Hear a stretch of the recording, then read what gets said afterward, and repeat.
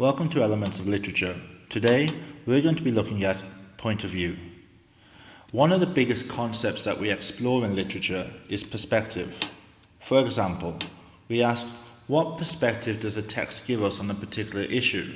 And what was the perspective of the author?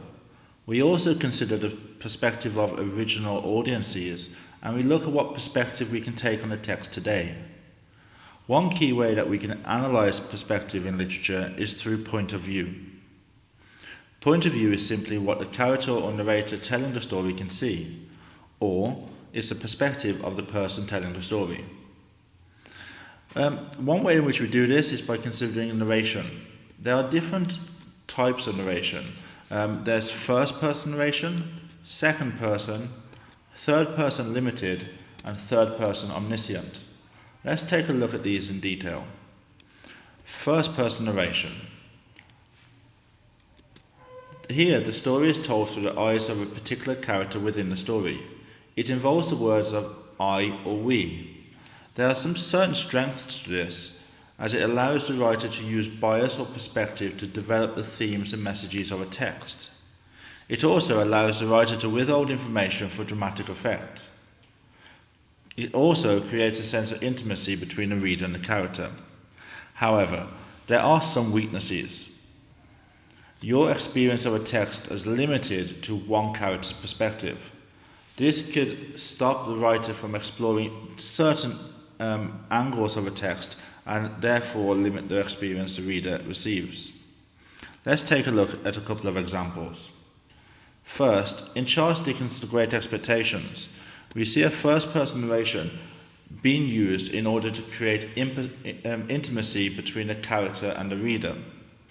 At the beginning of the story, the main character, Pip, starts talking about his life and his family in order to gain an intimate connection with the reader. We can see this in the lines, I called myself Pip and became called Pip, and my first fancies regarding what my parents were like were unreasonably derived from their tombstones. Here we get to know the narrator on a personal level, and we're sort of sympathising with him because we're hearing about the loss of his parents. Another interesting example of first-person narration comes from The Great Gatsby. The most fascinating aspect of this point of view in this text is that the narrator can be considered unreliable. The story is told by Nick, who isn't the main character in the story, but he watches the story take place and he takes part in a limited fashion. Gatsby is the main character of the piece, and Nick gives us a very biased perspective on Gatsby.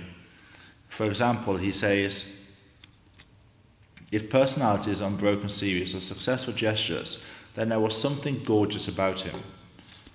He says that Gatsby turned out all right in the end. As you can see here, Nick has a very flattering image of Gatsby, and this might make what he says unreliable. He might be a little bit biased about certain events in the story. Other ways in which narrators can be biased could be through having a narrator that deliberately tells lies, or even a narrator that is mad. The second version of narration is called second-person narration. This is when the story is told by addressing the reader directly using words such as you. This doesn't really happen very often, but when it does, there can be some strengths, such as it involves the reader in the story and is quite an uncommon reading experience, which makes it quite fascinating and interesting.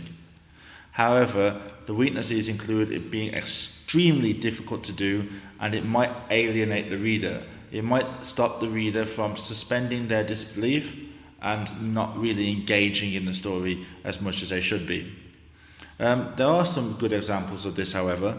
The first is J. McKinney's Bright Light Big City.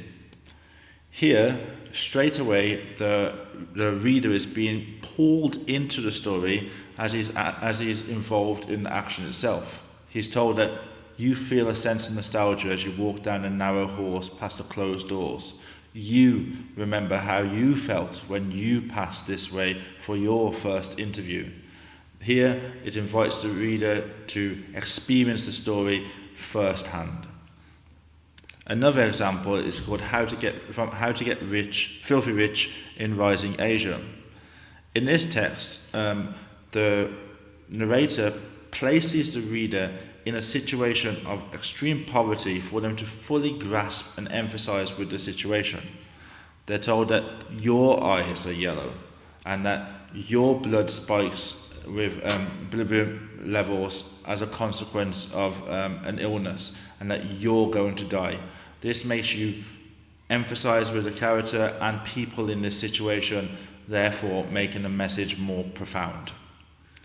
The third type of narration is called third person limited.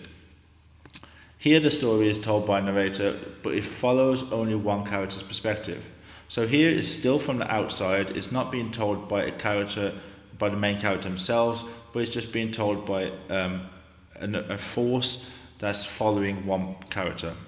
The strengths of this include it offers a similar level of intimacy as a first person narration. The author can share more with than just the one character's thoughts and feelings, and the narrator acts as like an avatar for the reader, experiencing the story as the reader does or character does. However, the weaknesses are that the events of a story are still very limited to a singular character. Even though we're not inside the mind of a character, we're following a character, looking over their shoulder, and therefore we're still limited to what they can see. A couple of examples of this would be Harry Potter and the Philosopher's Stone and George Orwell's 1984. In the first Harry Potter book, the story follows Harry. It's almost like we're looking over his shoulder the whole way, but we're not really in Harry's head. As a result of this, we can the narrator can still take us on a tour of different elements, different aspects of the different scenes, as long as they involve Harry. For example, we can say that something very painful was going on in Harry's mind. This allows us to see the scene from within Harry's perspective, but then we can also see that Hagrid was watching him sadly. We can also jump and see the story from Hagrid's perspective as well, providing that Hagrid is within the scene that Harry's in also. Another advantage of this is that in third person limited narration, we can really sort of get an intimate understanding of a character's thoughts and feelings, similar to we do in first person narration.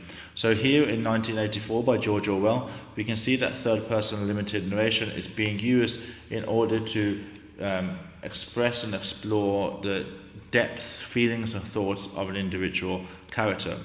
It says that what appealed to him about it was not so much its beauty as the air it seemed to possess of belonging to an age quite different from the present one. Here, Winston, the main character of a text who the narrator is following, is pondering and meditating upon the beauty of a paperweight, and by looking over this character's shoulder we can really get to know what he feels and what he thinks about the world. Finally, there is the third person omniscient narration. Here the story is told by a narrator who is like a god, as he can see everything and he has access to everyone's thoughts. The obvious strength of this is that it creates a sense of objectivity and authority. Because the narrator can see everything, we're led to believe that what he's saying is true. The author can relate any information that he or she wants.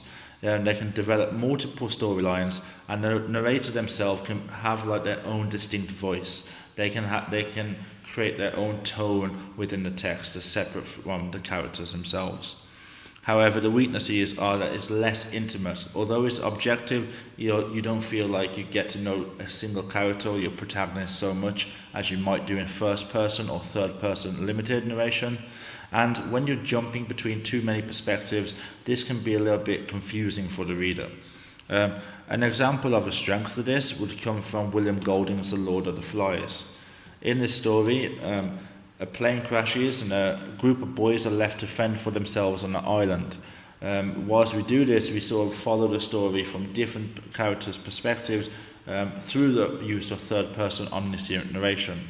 For example, here, at the beginning of this passage, we're following Ralph, who is a fair-haired boy, and as he lowers himself down a rock. Then a few paragraphs later, we're following the perspective of Piggy, who's handing his glasses to Ralph. As we can see, the narrator has the ability to move between different characters, which gives this sense of objectivity and authority.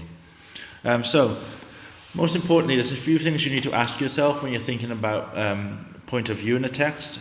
The point of view is important because it limits the writer in what they can do, but as a reader, it allows us to think about the development of themes. Maybe this includes bias through having a narrator who might be mad, or he might have lie about what's happening, or it allows us to think about multiple perspectives, which gives us different angles on a certain issue. So in order for you to do this and work this out of what the writer's using point of view for, you can ask yourself these 4 questions. Who is telling the story? How would a text be different if the author used a different type of narration? Is there a gap between what the reader knows and what the character knows? And is the narrator reliable? What effect does the reliability or lack of reliability of the narrator achieve? So, when you're considering point of view, I would like you to remember these things. First, there are 4 different types of narration. First person, where the story is told from a character in the story, usually the protagonist. Second person, where it involves you, the reader. Third person limited, where we're looking over the shoulder of one character. And a third person omniscient, where we're like a god that can see everything.